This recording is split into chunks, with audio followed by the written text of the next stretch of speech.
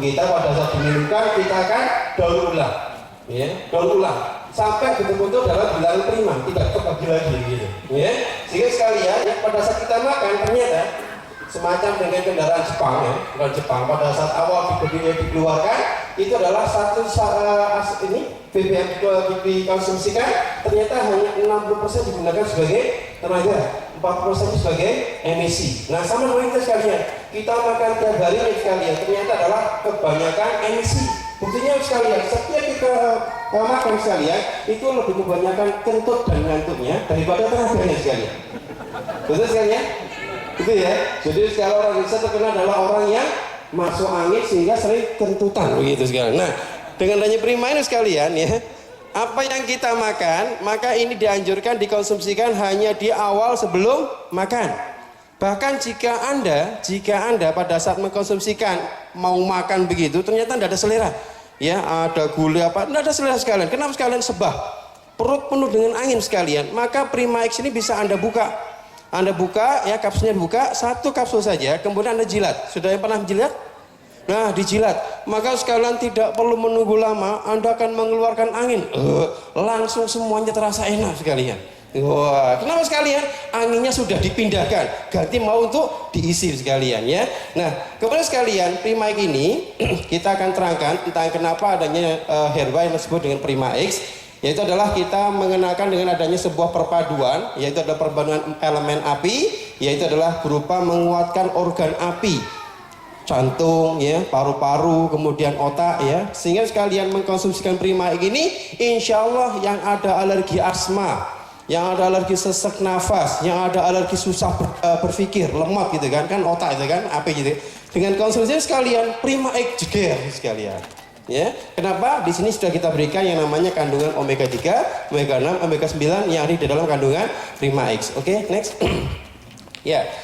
Terus sekalian, kita akan sedikit tentang masalah sejarah ya, yaitu adalah tentang Atibun Nabawi. Atibun Nabawi ini sering diberikan sebuah kiasan bahwa Atibun Nabawi adalah bagaimana cara menterapi mengobati penyakit. Jika kalau kita lihat ada kursus-kursus atau ada seminar Atibun Nabawi, ini adalah bagaimana ngobatin penyakit. Sekarang kita tanya, apakah Rasulullah buka klinik? Apakah Rasulullah nangani pasien? Ya. Aku telah melihat Rasulullah sedang bekam pasien, ada nggak gitu? Ya, ternyata sekalian Rasulullah ini datang ke Madinah bukan kemudian mengajarkan ilmu mengobatin penyakit, tetapi yang dilakukan Rasul pertama kali adalah bagaimana bisa menyehatkan orang Madinah, bagaimana bisa menyehatkan umat Muslim, dan itu dibuktikan oleh Rasulullah ya, sepanjang beliau hidup beliau hanya sakit 2 kali ya, pada saat menerima wahyu, pada saat beliau menjelang wafat 2 kali selama 63 tahun ya, tercatat hanya sakit 2 kali. Wah, kita bangga ya sebagai umat Islam niru Rasulullah, sakit 2 kali seminggu gitu kan, 2 kali sebulan ya. Sehingga sekalian ini sangat memalukan. Kalau ada umat Islam dikit-dikit sakit, dikit-dikit mengeluh, dikit-dikit tidak prima, maka sekalian kita akan gabungkan. Sesungguhnya syariat ala Nabi itu adalah menjadikan makanan sebagai obat. Setiap apa yang dimakan harus menjadi obat. Jangan sampai apa yang kita makan enak menjadikan penyakit, menjadikan beban. Kemudian apabila kita sakit sekalian, jadikan obatmu dari makanan. Ya, sehingga di dalam ini tidak mengandung yang namanya obat kimia sintetis. Adalah yang semuanya adalah bukan makanan yang dijadikan sebagai obat. Dikit lagi. Nah, apa konsep sehat al Nabi tadi sekalian? Ternyata sekalian, kalau kita pengen sehat, Nabi mengajarkan untuk mencegah penyakit datang. Seorang dokter daripada Inggris menyatakan sekalian, umat Islam itu kalau memegang 3 sunnah Nabi, maka sekalian dokter akan libur mengobati penyakit. Ya, dan ini diambilkan daripada seorang dokter yang kafir mempelajari sunnah Nabi. Apa yang sekalian? Kalau orang Islam itu sudah memegang tentang masalah sunnah tentang toharoh, sunnah ke belakang, sunnah buang air besar dan sunnah buang air kecil. Contohnya sekalian ya, Rasulullah sudah memberikan contoh kalau kencing jangan berdiri, kencing selalu jongkok, baik laki-laki ataupun perempuan sekalian. Tetapi yang terjadi sekalian, sekarang di masjid-masjid malah memasang yang namanya instalasi kencing berdiri. Padahal sudah ada pepatah tuh kan, guru kencing berdiri, murid kencing berlari gitu. Inilah kios sekalian, banyaknya tempat-tempat kencing berdiri, anak kita lainnya adalah terkencing-kencing tadi sekalian. Gara-gara ya bapaknya aja kencingnya berdiri sekalian.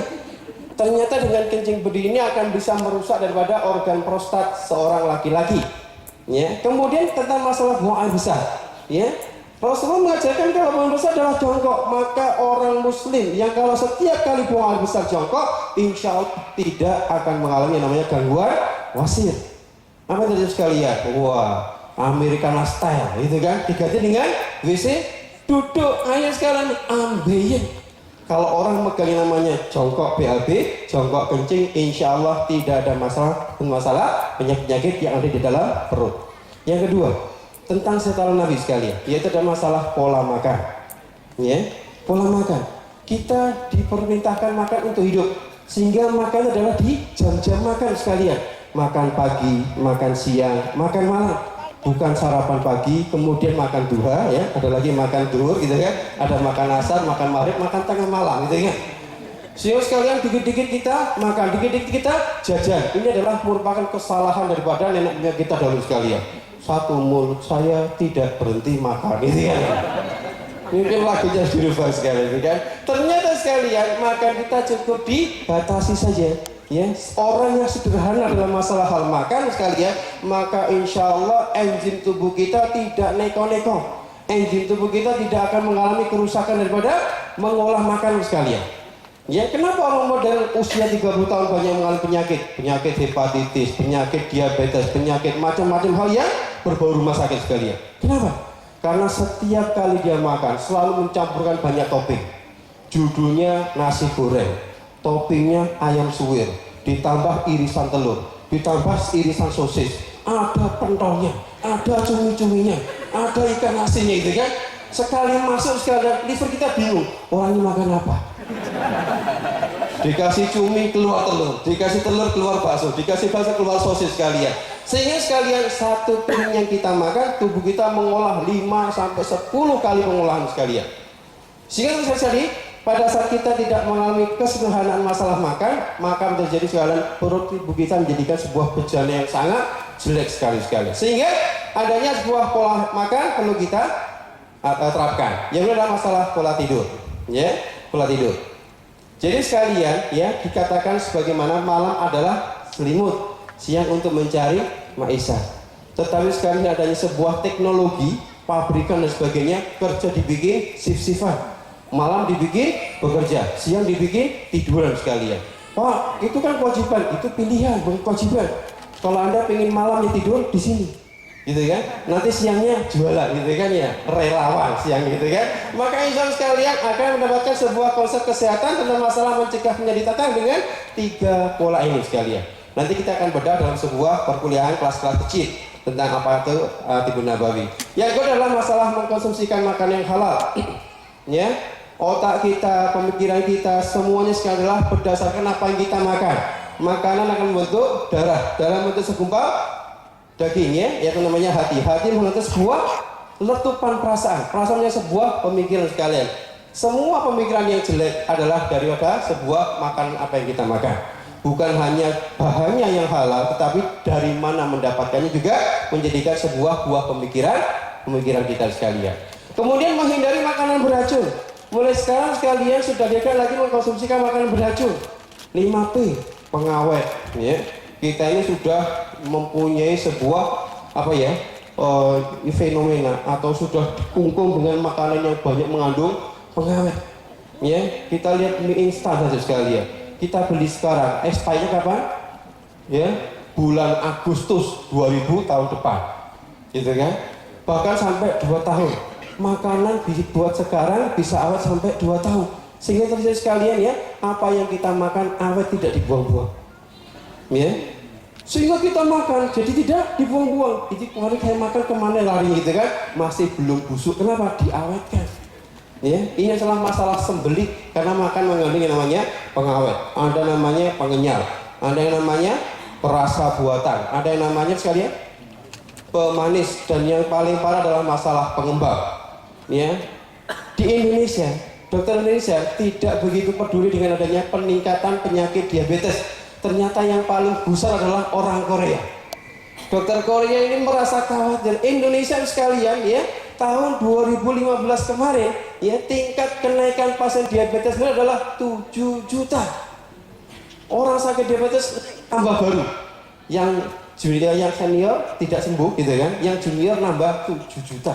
Bayangkan sekalian ya, dan ini terus bertambah, setiap tahun bertambah 2 juta, bertambah 2 juta. Kenapa sekalian? Karena kita sudah beralih, terutama ibu-ibu nih sekalian ya, banyak memilih untuk sarapan anak-anak supaya tidak perlu masak, gantikan dengan menggunakan makanan roti. Roti adalah mengandung namanya pengembang. Ini adalah merupakan makanan yang rasanya sangat asam sekali sekalian. Pada saat masuk dalam tubuh kita menghancurkan pankreas anak-anak. Dan saya sudah menemukan 3 orang ya, anak-anak usia 11 tahun, 9 tahun, 13 tahun, itu gula darahnya 400. Kenapa? Ibunya setiap kali sarapan pagi roti oles luben, roti oles seli gitu kan. Apalagi yang roti sudah sekali jadi sehari roti sehari roti gitu kan ya. Tinggal lep gitu kan, tidak perlu masak. Ternyata itulah menghancurkan daripada organ-organ tubuh anak-anak kita sekalian. Sehingga sekalian perlu adanya sebuah makanan untuk dihindarkan daripada masalah yang beracun. Kemudian buang ratu secara rutin, insya Allah dengan adanya Primek di sini, next, ya, kita menggabungkan antara Atibun Nabawi, yaitu adalah makanan atau obat yang diambilkan daripada alamiah sunnah. Rasulullah mengatakan ada kurma, ada zaitun, ada buah tin, ada batu sauda, dan di dalam Primek ini kita pilih yang namanya habatus sauda, karena sekalian nanti kita akan turunkan produk-produk sunnah yang lainnya. Kita pilih produk sunnah alamiah di sini adalah habatus sauda. Kemudian ada namanya alamiah watoniyah, alamiah yang tumbuh di daerah kita sendiri. Ya, nanti sekalian tatkala nanti rising global gitu kan, ya pada saat nanti kita harus mengobatin orang-orang Somalia gitu kan, maka menggunakan watoniyah Somalia gitu kan, buah kayu ireng, buah apa gitu kan, ada jelas gitu kan. Kita harus belajar ke sana, apa obat yang cocok untuk orang-orang Afrika, apa yang cocok untuk orang Australia sekali gitu kan. Sehingga sekalian di Indonesia alamiah watoniyahnya kita pilih ada namanya pasak bumi, ada namanya cabai gitu kan, cabai ya. Di dalam Primaki kalau dijilid ada sedikit pedas karena ada cabai. Dan di Indonesia sekalian itu adalah kurang lebih 2,7 ton sambal setiap hari terjual. Ya, 2,7 ton sambal. Industri sambal di Indonesia dari yang palsu sampai yang asli laku semuanya sekalian. Ya, 2,7 ton. Sehingga sekalian kita tambahkan yang namanya sambal di sini sekalian. Kenapa? Ya, sambal itu adalah merupakan sebuah makanan ajaib. Orang yang biasa makan sambal, maka dia akan mengelakkan atau dia akan mengabaikan sakit yang kecil-kecil, sakit yang ringan-ringan. Orang yang biasa sambal kesandung, rapopo, masih pedas sambalnya, begitu sekalian. Tetapi kalau orang tidak biasa sambal kesandung, ayo kesandung, begitu sekalian. Ya, sehingga orang yang makan sambal, makan pedas, insya Allah sekalian dia akan mengabaikan sakit yang kecil-kecil. Kenapa? Kita relawan. Jangan sampai dikit-dikit ngeluh sakit apa, kembung Primek saja sudah ya, insya Allah gitu. Ini diberikan namanya sambal daripada cabai yang ada di dalam Primex. Next lagi sekalian. Nah, sehingga sekalian kita gunakan yang namanya konsep taat. Sehat itu adalah taat, ya. Di dalam huruf X itu adalah merupakan lambang daripada 4 unsur, ya. Yang pertama adalah kalau orang sehat itu cirinya adalah temperatur normal. Makanya sekalian setiap kita akan melihat orang sakit atau tidak, yang dipegang apa sekalian? Kepalanya, oh panas gitu ya, ya, oh kadang mendesanya. Temperatur normal menandakan tidak adanya peradangan dalam tubuh kita. Dan di situ sekalian adalah merupakan peran habatus sauda.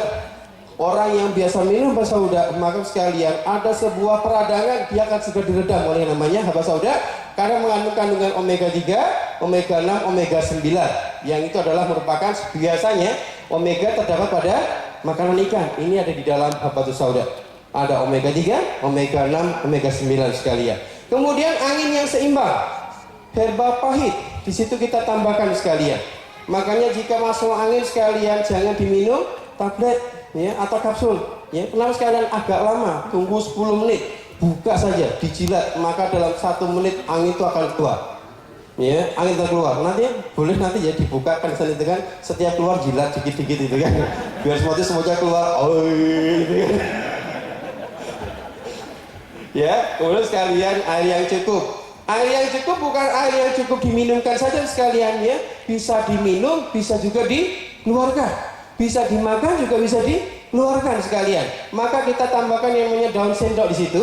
Ya, apa yang Anda minum akan bisa lancar dikeluarkan, apa yang Anda makan bisa dikeluarkan dengan lancar dengan buang air besar. Ya, sudah pernah konsumsi Primex secara rutin, maka insya Allah sekalian BAB Anda tidak lagi pecah-pecah, tidak lagi mencret-mencret, berbentuk batangan, gitu kan? Sekali ini ya, sekali tekan sudah langsung keluar, gitu kan ya, push bottom gitu ya. Begitu push langsung keluar di bawah itu selesai itu ya. Itu adalah merupakan konsep daun sendok, dan yang terakhir adalah masalah tanah yang kuat. Anda meminumkan jangka panjang sekalian, kita akan berikan yang namanya sebuah kekuatan pada kulit Anda dengan adanya pasak bumi dan rosella. Pasak bumi, lihat, mempertahankan kulit supaya tidak terkoyak oleh yang namanya bakteri penyakit. Tetapi sekarang bukan hanya lihat kuat, tetapi diberikan sebuah kecantikan daripada warna bunga. Coba kalau misalnya lihat kuat tetapi adalah mententeng, membutuhkan keriput dan sebagainya. Nah, kita berikan yang sebuah rosella ya, yang akan bisa memberikan sebuah keindahan pada kulit Anda ya. Sehingga sekalian, taat itu adalah sehat, taat itu adalah merupakan sebuah kebutuhan. Anda ingin sehat, silakan. Anda ingin jadi relawan yang selalu kuat, silakan konsumsi yang namanya Primex. Insya Allah sakit-sakitnya relawan, pagi pusing, siang sudah bisa kerja lagi. Itu adalah merupakan sebuah konsep relawan. Jangan kita malah menjadikan sebuah beban umat ya.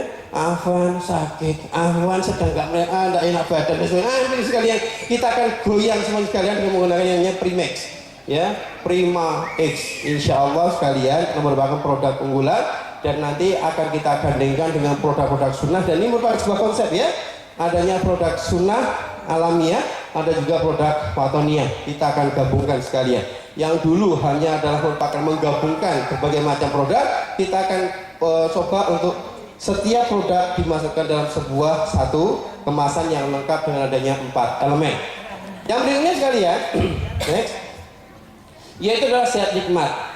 Ya, tadi sudah sehat, sekarang nikmat. Sebuah nikmat adalah ada sebuah kesegaran, yaitu adalah dengan adanya tilawah.